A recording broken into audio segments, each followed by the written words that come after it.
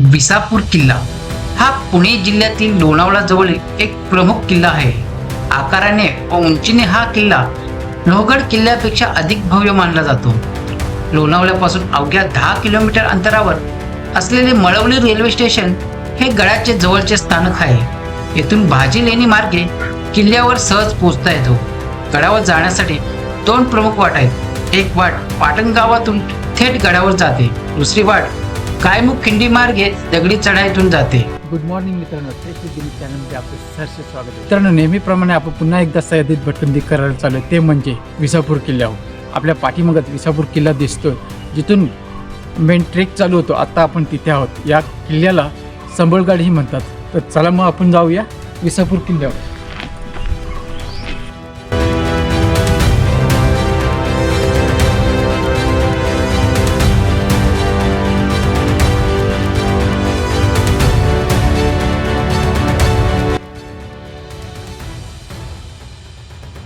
थोडासा जंगल पॅच लागतो.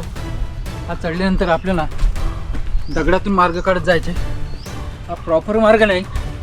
जो गडाचा मुख्य मार्ग आहे तो पाटण गावाकडून येतो, पण आपण लोहगडला आलेलो, त्यामुळे आपण इकडूनच गडावर चालू आहे. आज माझ्या जोडले आहेत किरण भाऊ.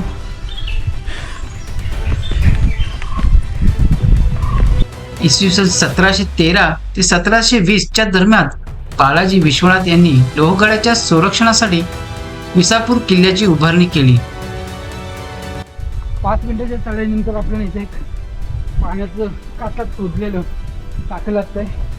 हे बघा समोर जे शिल्प कोरलेलं आहे. शिवकाळात या किल्ल्याला इसागड किंवा संबळगड अशी नावे होती.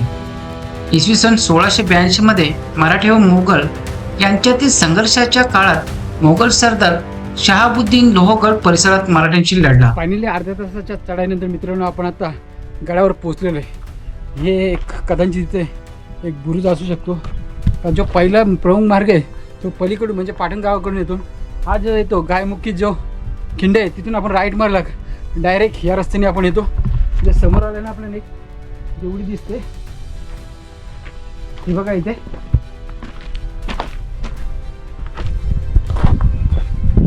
इथून पुढे गेल्यानंतर आपल्याला इथे धान्य कोठार दिसून येतो. मित्रांनो, हा धान्य कोठार आहे. याला 2 रस्ते आहेत. एका दगडात खोदून ते तयार केलेले आहेत, परंतु आता दोन्ही धान्य कोठारामध्ये आपल्याला पाणी भरलेलं दिसून येतो. ह्या साईडला पूर्णतः पाणी भरलेलं आहे.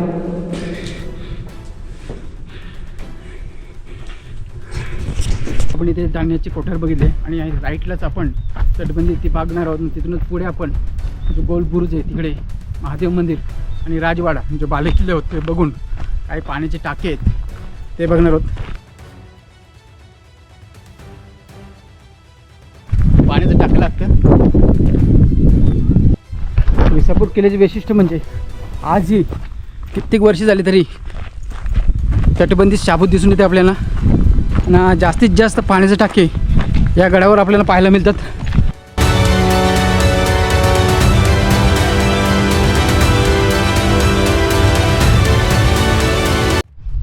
आपण तिथे बाईक पार्क केल्या. इथून सरळ आपण इथे जे बुरुज आहे तिथे गेलेलो आणि तिथे तो धान्य कोठार आहे.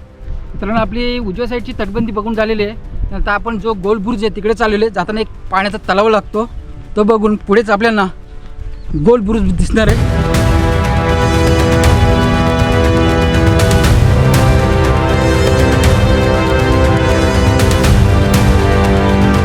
आपण त्या तलावाशी पोहोचलेलो आहे. विसापूर किल्ल्यातील सर्वात मोठा तलाव हा आहे. घेऊन बघाल पूर्ण त्या दगडात केवढलेले. त्या काळात विसापूर परिसर रणनीतीदृष्ट्या महत्त्वाचा होता. पुढे 4 मार्च 1818 रोजी ब्रिटिश अधिकारी जनरल पॅथर लोहगड जिंकण्यासाठी आला. त्याने सर्वप्रथम विसापूर किल्ला ताब्यात घेतला. हे समजताच बाजीराव दुसरा यांनी मराठ्यांना लोहगड रिकामा करण्याचा आदेश दिला.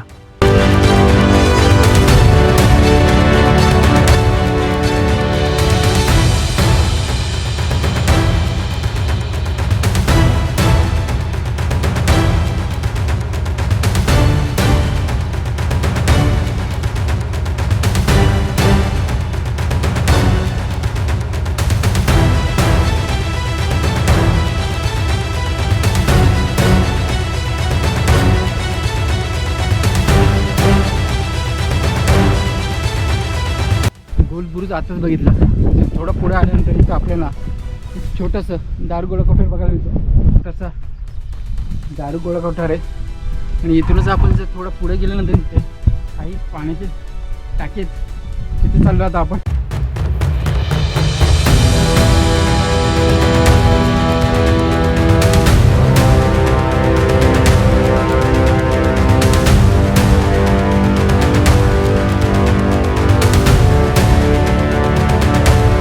थोडं पुढे आल्यानंतर एक छोटंसं पाठीमागे आपल्याला भला मोठा छोटा नाही भला मोठा तलाव दिसून येतो. इथे बघाल तर असे कातल्यात खोदलेले छोटे छोटे टाके दिसून येतात आपल्याला. 1 2 3 4 5 टाके देखून आहे. हे बघा इथे एक मोठं आहे. जायला रस्ता आहे छोटंसं आहे. बापरे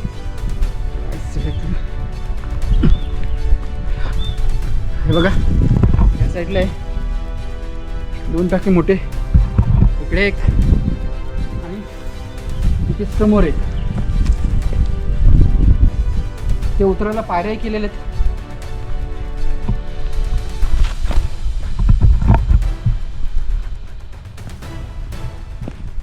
आता इथूनच आपण महादेव मंदिरापाशी जाणार आहोत.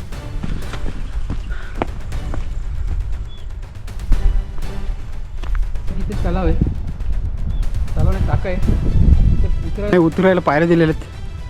पुढे आल्यानंतर आणखी 2 पाण्याचे टाके बघायला मिळतात आपल्याला. विसापूर किल्ल्यावर आपल्याला भरपूर प्रमाणात पाण्याचा साठा बघायला मिळतो. म्हणजे जागोजागी आपल्याला पाण्याचे टाके बघायला मिळतात. जसं आपण गोलबुरुज सोडला की त्याच राईट साईडने आपण आल्यानंतर कमीत कमी 12 ते 13 पाण्याचे टाके. तिथून पुढे आल्यानंतर आपल्याला एक छोटंसं मंदिर लागतं. हा बघा मंदिर आहे. मूर्तीचं गळ्याला पूर्ण प्रदक्षिणा घातलेली आहे. संपूर्ण तटबंदी अजूनही बघाल तुम्ही चांगल्या स्थितीत आपल्याला बघायला मिळते. इथे कुठेतरी एक शिल्प आहे हे आपण शोधण्याचा प्रयत्न करूया. हे बघा ते पूर्वीचे बांधकाम दिसून येते जेणेकरून राजवाडे किंवा काही असू शकतो. त्याचे टाके आणि पुढे तटबंदी बघितल्यानंतर आपण येऊन पोहोचतो महादेव मंदिरापाशी. त्याच्या समोरच आपल्याला ही एक दीपमाळ दिसते. हे दीपस्तंभ आहे. याच्यावरती आपल्याला गणेशाचे शिल्प बघायला मिळते. दुसऱ्या बाजूला आपल्याला 2 सर्प आहेत मला वाटतं. अजून एक शिल्प आहे इथे कसले काय समजून येत नाही. इथे बजरंगबली म्हणजे चपेटडन मारुतीचं मला वाटते. समोरच आपल्याला 2 नंदी बघायला मिळतात.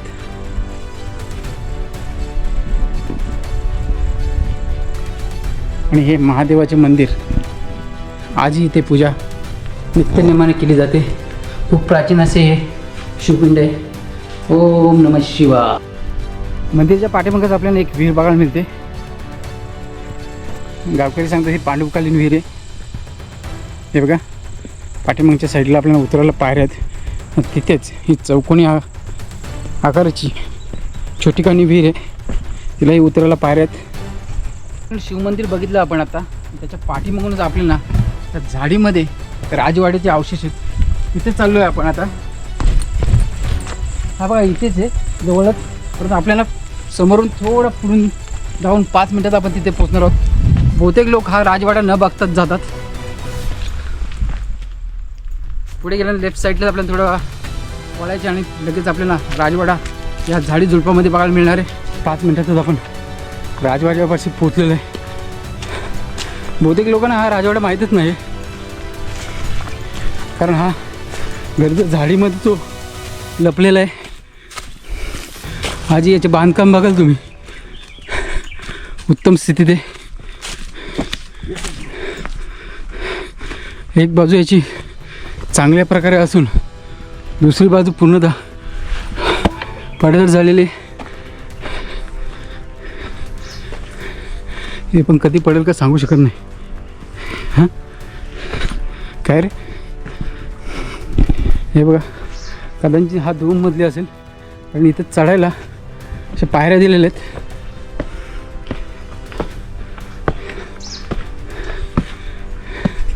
हा बघा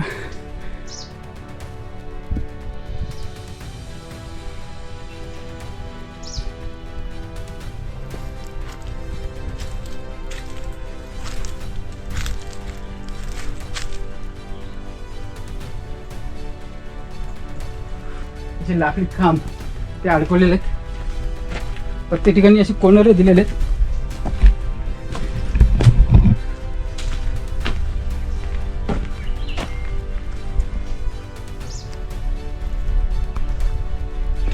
त्याचा जोता अजूनही भक्कम स्थितीत आहे.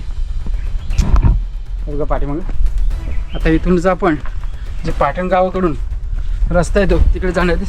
तिथे खालच्या साईडला एक गुहा आहे आणि चपेटदान मारुतीचे शिल्प आहे. तिथून नंतर आपण बुरजागड जिथं चोरवाट तिकडे जाणार आहोत.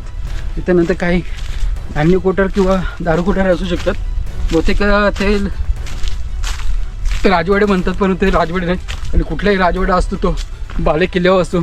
आणि विसापूर किल्ल्याचा हा वरचा म्हणजे सर्वात टॉपचा भाग आहे. मित्रांनो, नेहमीच माझा प्रयत्न असतो तर संपूर्ण गड दर्शन आपल्या दर्शकांना घडून आणण्याचं. म्हणून मी कुठेही जरी गेलो तर पूर्ण गड फिरून ते काय काय आहे ते ओळखण्याचा प्रयत्न करत असतो. कारण जे मी काय बघतोय ते तुमच्यापर्यंत पोचावं. मी कुठले व्हिडिओ बघा, आपण आपण पॉईंट सोडत नाही. राजवाडा बघितल्यानंतर आपल्याला रस्त्यामध्ये ही अशी एक समाधी बघायला मिळते. तिथे आपल्याला त्या तोफा आहेत त्या ठेवलेल्या आहेत. खाली पाटण गावातून जो रस्ता आला आहे तो आहे. तिथे बाजूला आपल्याला 2 अशा तोफा आहेत. त्याच्यामध्ये अजूनही जिवंत गोळे म्हणजे दारूगोळा आपल्याला बघायला मिळतो. हे बघा, तिथे 2 तोफा ठेवलेल्या आहेत.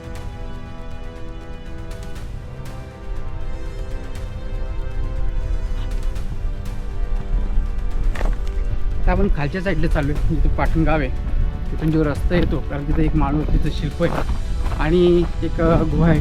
ती बघून आपण पुन्हा वरती येणार आहोत. तिथे काही पाण्याचे टाके आहेत, उजेचा डोल, तटबंदी आणि बुरुज आहे ते बघून, राजवाडे आणि चुन्याचा घाणा वगैरे काय आहे ते बघून पुन्हा आपण त्या मार्गाने ज्या मार्गाने आलो आपण तिकडूनच जाणार आहोत.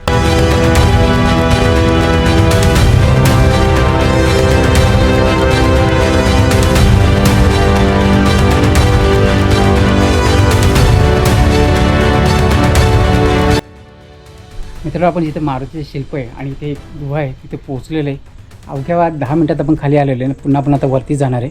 पहिले मी तुम्हाला मारुतीचे शिल्प आणि गुहा दाखवतो.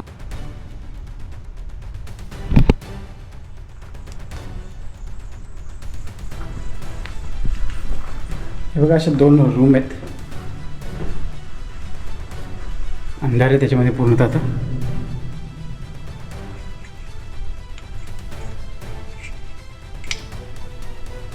चौकोनी आकाराची एक आहे.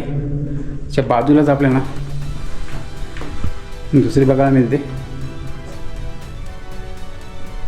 पूर्णतः कालोख आहे.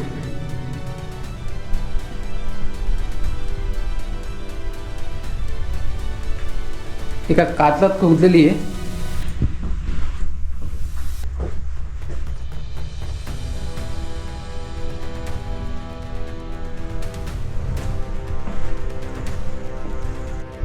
आता आपण पाटण गावातून जी वाट येते त्यामध्ये जाऊन आलो आणि तिथेशी आपण जे चपेटदान मारुतीचं शिल्प होते ते बघितलं आणि नंतर ती गुहा बघितली. वर आल्यानंतर तोफा बघितली. त्याच्या उजव्या साईडला आपल्याला इथे पाण्याचे 4 ते 5 टाके दिसतात आणि पुढेच आपल्याला एक बुरुज आहे, तिथे चोर वाटे, तिथे जाणार होतात आपण.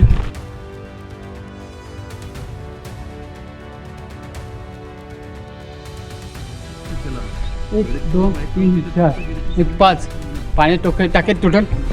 थोडं पुढे आल्यानंतर आणखी ते काही पाण्याच्या टाकी बघायला मिळतात आपल्याला. हा बघा, हा एक आहे. हा भला मोठा असा पाण्याचा टाकं.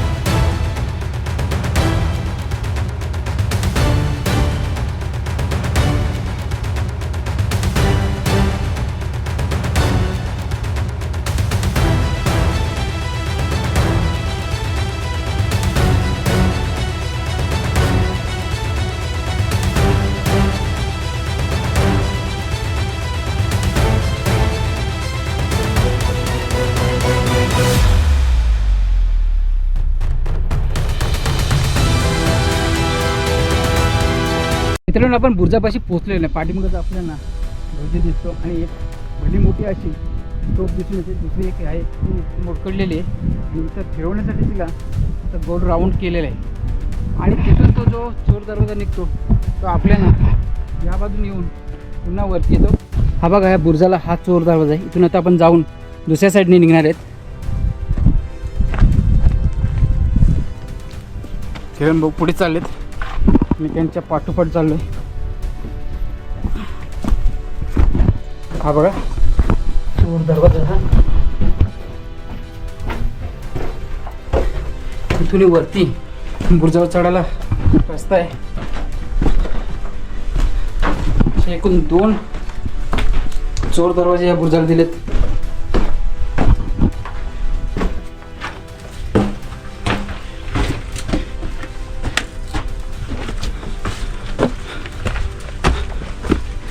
आता आपण दुसऱ्या साईडून जाणार आहे वरचे.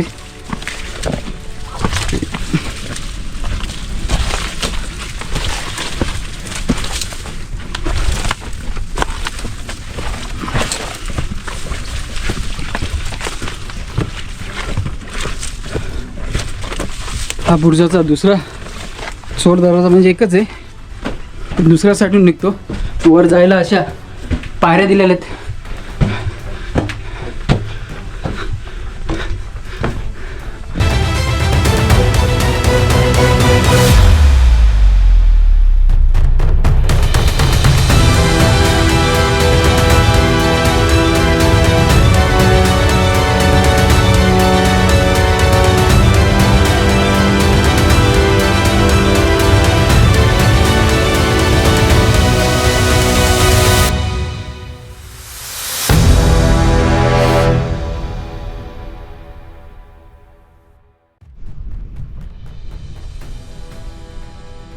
दिसते हा राजवाडा म्हणून बोलतात, परंतु मला असं वाटतं हे कदाचित धान्य कोठार किंवा दारुगोळा कोठार असू शकतो.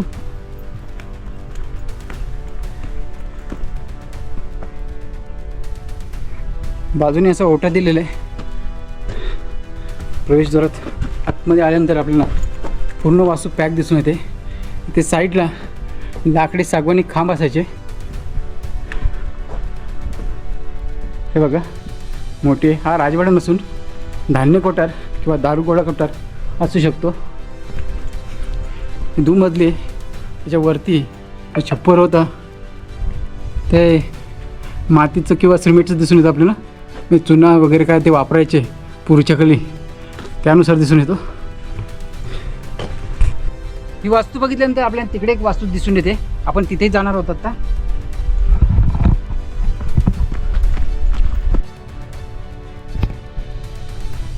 दुसरी वास्तू आपल्याला दिसून येते. कदाचित हा राजवाडा असू शकतो, कारण दोन्ही बाजूला आपल्याला प्रवेशद्वार दिसून येतात आणि हाही दुमजली आहे. अजूनही बघाल बांधकाम चांगल्या प्रकारे दिसून येतो आपल्याला. इथे कदाचित रूम असू शकते. इथे आल्यानंतर ही बैठकीची जागा असू शकते. तसेच या साईडला एक काहीतरी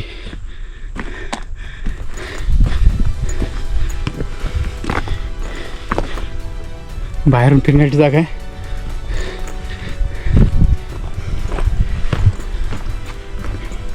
पहिले प्रवेश आतमध्ये शिरल्यानंतर आपल्याला इथे सागवानी लाकूड ही ठेवण दिसून येते आणि हाही 2 मजली होता. इथे दुसरा प्रवेशद्वार आहे. बाजूला कदाचित बसण्यासाठी इकडे असू शकतो.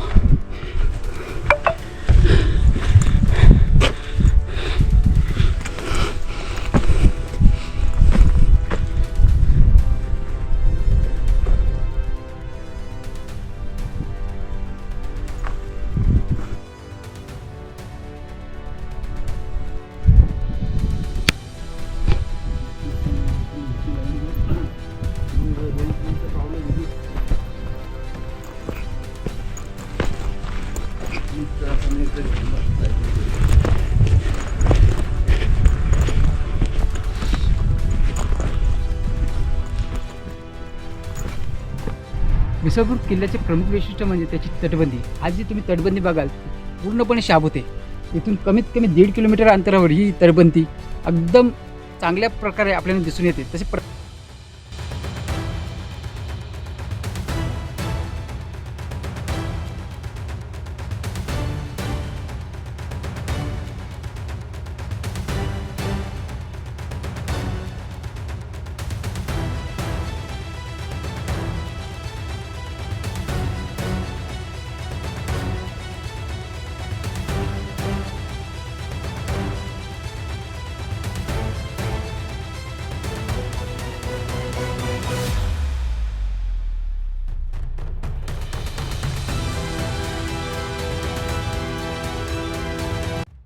विसापूर किल्ल्याची आपण संपूर्ण तटबंदी बघितलेली आहे. आणि तटबंदी बघितल्यानंतर पूर्वेकडे जो बुरुज आहे तिकडे चाललो आहे आपण.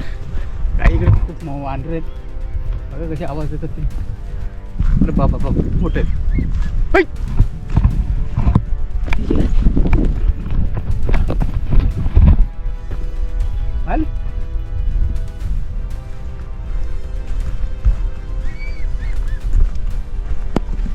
माकडे काही घाबरण्याचं कारण नाही. एकमेकावर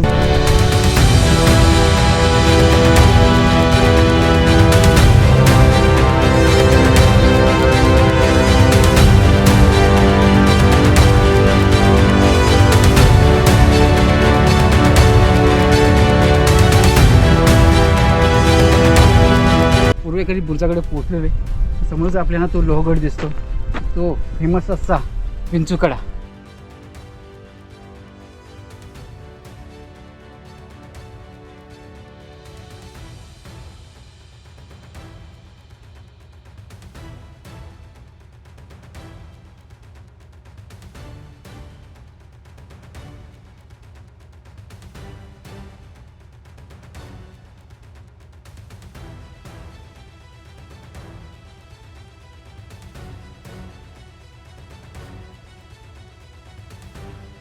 मित्रांनो, आपण विसापूर किल्ला पूर्णतः कव्हर केलेला ना. आता आपण परतीच्या वाटेला चाललेलो आहे. जर तुम्हाला व्हिडिओ आवडल्यास लाईक, कमेंट, शेअर, सबस्क्राईब तर कराच, परंतु हाईप ही करा.